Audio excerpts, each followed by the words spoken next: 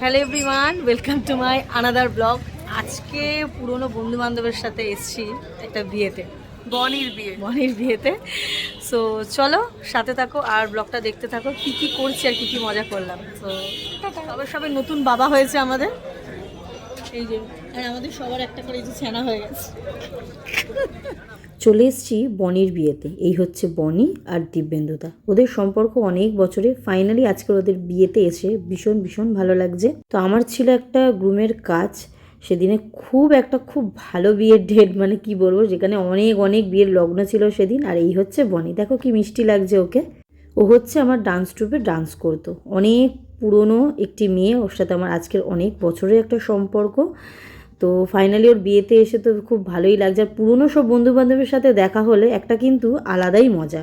এখানে একে অপরকে ডাকছি যে একই ফ্রেমের মধ্যে সবাইকে আসতে হবে, এসে ফটোটা তুলতে হবে। ফাইনালি এতদিন বাদে সবার সাথে দেখা যে হচ্ছে। তো এখানে রুষা রুবেলের খিদে পেয়ে গেছিলো, চলে এসেছিলাম সেক্স কাউন্টারে। এইখানে পুরনো মানে ফটোগ্রাফার এবং আজিজ অনেকেই চেনো।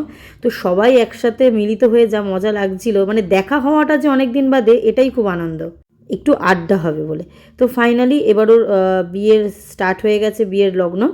তো এবার ওকে নিয়ে যাওয়া হচ্ছে, যতটা পেরেছি ক্লিপ মানে নিয়েছি। আমার অ্যাকচুয়ালি থাকার ইচ্ছা ছিল আরও অনেকক্ষণ, পুরো বিয়েটা যাতে ক্লিপটা নিতে পারিনি, কারণ হচ্ছে রুষা রুবেলের পরের দিনই এক্সাম ছিল। তার জন্যই আমাকে মানে চলে তাও আমার 12টা বেজে গেছিলো বাড়ি আসতে আসতে। তো এত সুন্দর এই মুহূর্তগুলো না দেখলে নিজের বিয়ের কথাও মনে পড়ে যায়, যে কীরকমভাবে মানে সম্পর্কগুলো কোথা থেকে কোথায় মানে কত দিন পেরিয়ে যায়। তো যাই হোক, দেখো ওকে খুব মিষ্টি লাগছিলো আর খুব সুন্দর লাগছিলো। তো এখানে নানান রকমের সব তো আয়োজন ছিলই।